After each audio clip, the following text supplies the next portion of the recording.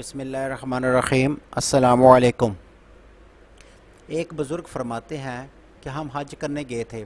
وہ بیان کرتے ہیں کہ میں نے دیکھا کہ بیت اللہ میں ایک مولوی صاحب روزانہ قرآن پاک کی ان آیات کی تشریح کیا کرتے تھے جن کا ترجمہ یہ ہے کہ ماں باپ کے ساتھ نیک سلوک کرو، اگر ان میں سے کوئی ایک یا دونوں تمہارے پاس بوڑھے ہو کر رہیں تو انہیں کسی موقع پر بھی اف تک نہ کہو اور نہ انہیں جھڑک کر جواب دو، بلکہ ان کے ساتھ احترام اور ادب کے ساتھ بات کرو، نرمی اور رحم کے ساتھ ان کے ساتھ جھکے رہو اور دعا کیا کرو کہ اے پروردگار ان پر رحم فرما جس طرح انہوں نے رحمت و شفقت کے ساتھ بچپن میں مجھے پالا تھا۔ اور بعض وقت بیان کرتے کرتے ان کی آواز لرزنے کانپنے لگتی اور الفاظ رک رک کر زبان سے نکلتے اور آنکھوں سے آنسوؤں کی لڑیاں بہنے لگتی۔ میں نے اپنے ساتھیوں کی طرف دیکھا تو وہ بھی میری طرح سب حیرت زدہ ہیں کہ آخر ان آیات قرآن کی تشریح میں مولوی صاحب پر اس قدر گریہ و زاری کیوں طاری ہو جاتی ہے۔ اس کی ان سے ضرور وجہ دریافت کرنی چاہیے تاکہ ہمیں بھی کچھ نصیحت ہو۔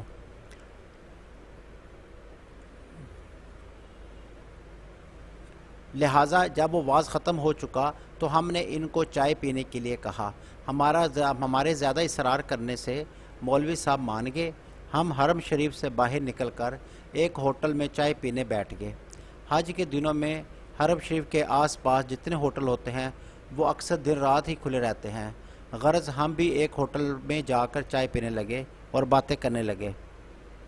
باتوں باتوں میں ہم نے مولوی صاحب سے پوچھا، مولانا صاحب کیا آپ ہمیں اتنا فرمائیں گے اور اس پر وضاحت کے ساتھ روشنی ڈالیں گے کہ ان آیات الہی کی تشریح میں جناب اتنے غمگین اور افسردہ کیوں ہوتے ہیں؟ مولوی صاحب نے اس طرح سے اپنا واقعہ بیان کرنا شروع کیا کہ میں کلکتہ کے قریب ایک گاؤں کا رہنے والا ہوں۔ میرے والدین شہر میں رہتے تھے اور میرے والد ایک پرائیویٹ کارخانے میں ملازم تھے۔ پڑھے لکھے تو معمولی سے تھے لیکن نہایت نیک اور خدا ترس آدمی تھے۔ میری عمر ابھی 4 سال ہی کی تھی کہ مجھے ایک اسلامی اسکول میں داخل کرا دیا گیا۔ میرے والدین مجھے دینی علوم کی تعلیم دلانا چاہتے تھے، اس لیے میں نے 18 سال کی عمر میں عربی زبان سیکھ لی۔ میں دینی تعلیم کے ساتھ انگریزی بھی پڑھتا تھا اور والد صاحب کے ایک دوست کے مدرسے میں سے میں نے میٹرک یعنی 10ویں جماعت کا امتحان پاس کر لیا۔ میری خواہش افسر بننے کی تھی۔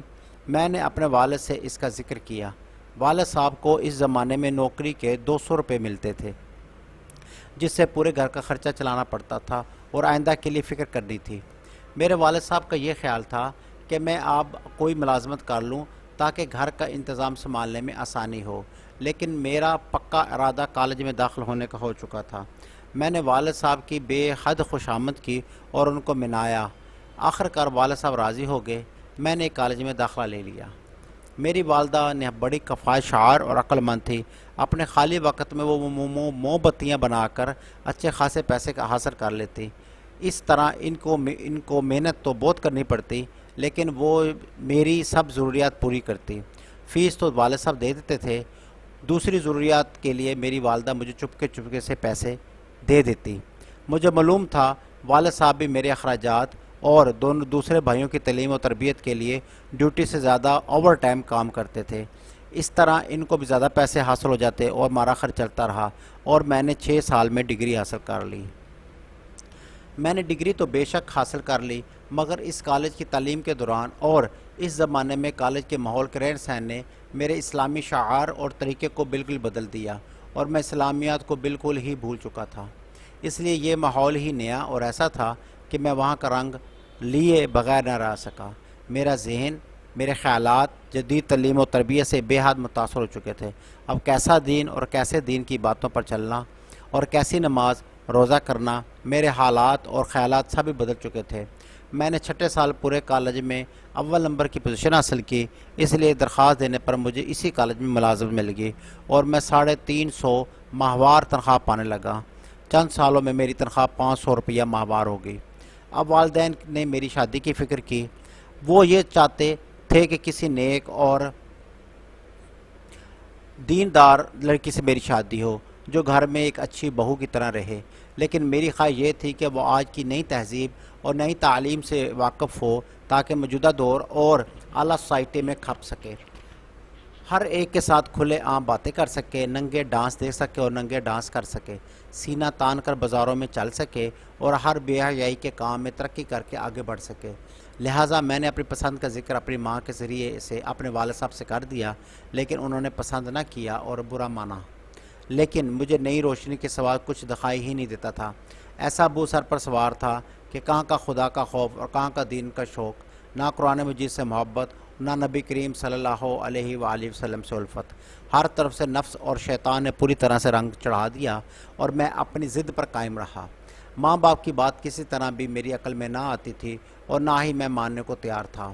بہرحال میں نے والدین کو بار بار اصرار کر کے راضی کر لیا، وہ میرے اصرار سے راضی ہو گئے۔ شاید اسی وجہ سے انہیں اندیشہ تھا کہ اگر وہ انکار کر دے تو شاید میں اپنی منمانی کروں۔ اس خوف سے انہوں نے ہاں کر دی، لہٰذا ایک فیشنیبل جاہل بے دین سے بے زور لڑکی سے میری شادی ہو گئی۔ شادی کو ابھی 2-4 مہینے ہوئے تھے کہ والد صاحب کے کارخانے میں ایک گیس کی ٹینکی پھٹ جانے سے ان کی دونوں آنکھیں جاتی رہیں، اس لیے اب وہ کارخانے جانے سے معذور اور بیکار ہو گئے اور کام کے قابل نہ رہے، اور اب وہ گھر میں رہنے لگے اور ان کو کارخانے کی طرف سے ایک معمولی رقم معذوری لوس طور پہ ملنے لگی۔ میری بیوی کو اسلامی دین و تہذیب سے دور کا بھی واسطہ نہ تھا۔ وہ تو صرف آزاد خیال اور تیز مزاج عورت تھی جسے نہ خوف خدا اور نہ عشق مصطفیٰ۔ وہ کیا جانے کہ سلام کیا ہے، وہ تو پہلے ہی دین سے جاہل متعلق تھی۔ کچھ اس کی سہیلیوں نے اس کے کان بھر دیے کہ ارے دیکھو، ساس سسر کی خدمت کرنا تمہارا فرض نہیں، بلکہ ساس سسر تو تمہاری خدمت کے لیے ہے، تم ان سے جو چاہو خدمت لینا۔ جو لڑکیاں جاہل و گنوار اور بیکل ہوتی ہیں وہ اپنے ساس سسر کی خدمت کیا کرتی ہیں، تمہارا کوئی حق و وق نہیں ان کی خدمت کرنے کا، تم اپنے شوہر کی ہو کر رہنا بس۔ اس وقت میں کسی انگریز سے کم نہ تھا، اس وقت میں کسی انگریز سے کم نہ تھا۔ میرے دن رات صبح شام عیش و مزے میں گزرتے تھے، اب سوائے خواہشات نفسانی کے نشے کے کچھ یاد ہی نہ تھا۔ لیکن جب میں نے دیکھا کہ میری محبوبہ بیوی میرے بوڑھے والدین کی خدمت سے نفرت اور پرہیز کرتی ہے تو میں اس پر ناراض ہوا، لیکن آہستہ آہستہ اس نے مجھ پر جادو کر دیا کہ میں اس کی ہر حرکت پر اظہار پسندیدگی کرتا۔ میں اس کی تلخ مزاجی اور ڈانٹ ڈپٹ کو برا جانتا تھا، خواہ وہ میرے سامنے میرے والدین کچھ بھی برا بلا کہتی رہتی، لیکن میرے کان پر جوں نہ رینگتی اور مجھے ذرا بھر بھی ساس اور برا معلوم نہ ہوتا تھا۔ اب وہ میرے والدین پر ہر آئے دن طرح طرح کے الزامات لگانے لگی، لیکن کیا کرتا، میں اب صرف نفس کا بندہ ہو کر رہ گیا تھا اور روحانی موت مر چکا تھا۔ مجھے اس سے اتنی محبت ہو گئی تھی کہ میں اسے کچھ بھی نہ کہتا تھا، حتیٰ کہ زبان تک نہ اس کے سامنے ہلاتا، بس ہر وقت اسی کا کلمہ پڑھتا اور اس کے محبت کے گن گاتا، جو کچھ ہوتا پڑا دیکھتا رہتا۔ پیارے والدین نے بے بس اور مجبور اور لاچار اور نہایت تنگ آ کر مجھ سے فریاد اور شکایت کی، میری بدبختی! تو میں نے یہ کہہ کر ٹال دیا کہ آپ کو غلط فہمی ہے، میری بیوی ایسی نہیں ہے، وہ بڑی عقل مند اور صاحب سلیقہ ہے، آپ کی عقل ٹھیک نہیں ہے۔ ایک روز کی بات ہے کہ والد صاحب رات کو کسی ضرورت سے پانی لینے کے لیے اٹھے تو نابینا تو تھے ہی، ایک سٹول سے ٹکرا گئے اور اسی سٹول پر دودھ کا برتن رکھا ہوا تھا، وہ زمین پر گر گیا اور سارا دودھ زمین پر الٹ گیا، بس پھر کیا تھا۔ بیگم صاحبہ اٹھی اور ان کو بہت بری طرح للکارا، تمہیں شرم نہیں آتی، چوری کرتے ہو، چھوٹے منع کا دودھ رکھا ہوا ہے اور چاہتے ہو چپکے سے خود پی لوں، خبردار آئندہ ایسے کی، اس طرح دودھ پینے کا مزہ چکھا دوں گی۔ میری دکھی والدہ بھی جاگ رہی تھی، انہوں نے بڑی نرم آواز سے کہا، نہیں بیٹی ایسا نہ کہو، وہ تو پانی پینے اٹھے تھے، سامنے سٹول تھا اور دودھ کا برتن گر گیا۔ چپ رہ بڑھیا، لگی باتیں بنانے اور تعویلیں کرنے، مجھے پڑھاتی ہے، تجھے کچھ تمیز بھی ہے بات کرنے کی؟ بڈھی تجھ سے نپٹوں گی، دیکھ تو صحیح، جب تیری بھی خبر لوں گی۔ دور رہو میرے سے، خبردار آئندہ جو میرے سامنے بڑبڑائی، تیری عقل گھسیا گئی ہے، کہتی ہے ایسا نہ کہو، اسٹول سے ٹکرا گئے، میں جانتی ہوں انہیں چوری سے کھانے پینے کی عادت ہے۔ غرض میری بیوی نے انہیں بہت ہی بری طرح سے جھڑکا اور ڈانٹ ڈپٹ کی اور میں بڑبڑا گیا۔ یہ سب کچھ دیکھتا رہا، میں پڑا یہ سب دیکھتا رہا، لیکن میں نے اپنی بیوی کو نہ روکا، بلکہ اس سے ایک لفظ بھی نہ کہا کہ یہ تو ان سے کیا کہتی اور کیوں کہتی ہے، اسے ٹوکا تک نہیں۔ تھوڑے دن بعد ایک دن میرے ماموں آئے اور میرے والد اور والدہ کو اپنے ساتھ لے گئے۔ بیوی کہیں غائب گئی ہوئی تھی، جب اسے آنے پر پتہ چلا تو اسے اطمینان کا سانس لیا کہ شکر ہے سر سے بوجھ اتر گیا، اور کہا اچھا ہوا روز روز کی کیل کیل سے نجات مل گئی۔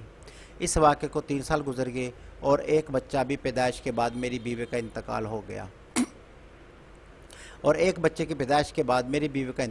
گیا بس میرے لیے بہت سی مصیبت کا سامنا تھا۔ بیوی کا مرنا کیا تھا، میری زندگی سنسان ہوگی اور اکثر میں کھویا کھویا سے رہتا۔ میرے ایک بہت ہی مخلص دوست تھے، انہوں نے جلد ہی ایک غریب گھرانے میری شادی کرا دی، اور یہ میری بیوی حافظ قرآن، نہایت ہی نماز روزہ اور قرآن پاک کی تلاوت کی پابند، بڑی ہی دیندار اور میری ہر طرح سے فرما بردار تھی۔ وہ اب بھی زندہ اور میرے گھر آباد ہے۔ جب میں فکر آخرت سے بے فکر ہو کر بستر پڑا، کھیلوں کے میچ دیکھ کر زندگی کے بہترین وقت ضائع کر رہا ہوتا ہوں، جس سے مجھ سے بات پرس قیامت کے دن کی جائے گی، تو وہ قرآن پاک کی تلاوت مشغول ہوتی ہے۔ ایک دن کی بات ہے کہ میں چارپائی بیٹھا تھا اور بیوی قرآن پاک کی تلاوت کر رہی تھی کہ اچانک وہ ایک آیت پہنچی کہ جس کی تلاوت تو شری روزانہ آپ مجھ سے سن رہے ہیں، تو میری آنکھوں کے سامنے وہ تمام واقعات آ گئے جو پیچھے گزر چکے تھے، اور میرے ساتھ میرے ماں باپ نے جو سلوک کیا تھا اور انہوں نے جو زحمت و تکلیف میرے لیے گوارا کی تھی، تو میری زبان سے یہ بے ساختہ نکل گیا، ہائے میرے ماں باپ، اور میں بے ہوش میں نہ رہا۔ غرض اب اتنے عرصے بعد مجھے اپنے ماں باپ کی یاد آئی کہ زمانہ دراز گزر گیا، ہائے افسوس، میری آنکھوں سے آنسو آ گئے۔ میری بیوی دوڑی ہوئی آئی اور سمجھی کہ شاید مجھے کوئی تکلیف ہو گئی ہے، لیکن اس کے بار بار دریافت کرنے پر جب میں نے اسے پورا واقعہ جلدی سنایا، اب مجھے بڑی بے چینی ہوئی کہ میں اپنے والدین کو کیسے پاؤں۔ میں دوسرے دن اپنے ماموں کے ہاں گیا، لیکن وہاں پہنچ کر میری حیرت کی انتہا نہ رہی کہ جب مجھے معلوم ہوا کہ میرے والدین کئی مہینے پہلے گھر جانے کے بہانے یہاں سے روانہ ہو چکے ہیں۔ بس اتنا سنتے ہی میرے پیروں تلے سے زمین نکل گئی کہ ہائے بڑھاپے اور نظر نہ ہونے کی حالت میں کہاں گئے ہوں گے۔ میں فوراً اپنے والد کا فوٹو لے کر جو کارخانے میں کھینچا گیا تھا، قریبی تھانے میں گیا اور فوٹو دے کر رپورٹ لکھوائی، اور کئی اخباروں میں فوٹو کے ساتھ خبر چھپوائی، اور ادھر ادھر کئی آدمیوں کو روانہ کیا۔ اب مجھے رات بھر نیند نہ آتی اور میں ہر وقت فکر میں رہتا کہ کس طرح میرے والدین مل جائیں۔ میں نے اللہ سے خوب گڑ گڑا کر توبہ کی اور دعائیں کی، الہی میرے باپ کو واپس لوٹا دے۔ تیسرے روز ایک پولیس والا آیا اور اس نے مجھے بتایا جو شکل آپ نے لکھوائی تھی بالکل شکل ملتی جلتی ایک بوڑھا آدمی ایک قبر پہ بیٹھا فاتحہ پڑھ رہا تھا۔ میں دوڑتا ہوا قبرستان پہنچا تو معلوم ہوا وہ میرے چچا تھے۔ میں قدروں پر گر گیا، اپنے والدین کو دریافت کرنے لگا۔ چچا نظر اٹھائی اور 2 سامنے والی قبروں کو مخاطب کر کے کہا بھائی اکرم اور بھابھی زبیدہ، دیکھو تمہارا لاڈلا افسر آیا ہے۔ اکرم میرے والدین کا، والد کا، زبیدہ میری ماں کا نام تھا۔ اکرم میرے والد کا اور زبیدہ میری ماں کا نام تھا۔ چچا جان کے منہ سے یہ بات سن کر میں اندھے منہ گر پڑا اور پھوٹ پھوٹ کر رونے لگا، اور پھر کیا بنتا ہے۔ بس اتنا کہہ کر مولوی صاحب خاموش ہو گئے، تو میں نے مولانا کی طرف دیکھا تو اس کی آنکھوں میں آنسو جاری تھے۔ بزرگوں نے کہا ہے کہ انسان سے بعض ایسی غلطیاں ہو جاتی ہیں جو ساری عمر کے لیے افسوس پیدا کر دیتی ہیں، مگر نادم ہونے والوں کے لیے اللہ تعالیٰ کے خوف سے آری لوگ ٹس سے مس نہیں ہوتے بلکہ اور ظالم ہو جاتے ہیں۔ والدین کا مقام بہت اونچا ہے، بے شک جو اپنے والدین کی خدمت کر لے گا وہ دنیا اور آخرت میں کامیابی فلاح پائے گا۔ اس واقعے سے ہم سب کو عبرت پکڑنی چاہیے اور اپنی طاقت سے بڑھ کر والدین کی خدمت کرنی چاہیے۔ اللہ تعالی ہم سب کو عمل کرنے کی توفیق عطا فرمائے، آمین یا رب العالمین۔ جب آپ دعا کرنے لگے تو میرے ماں باپ کے لیے بھی دعا کر دینا۔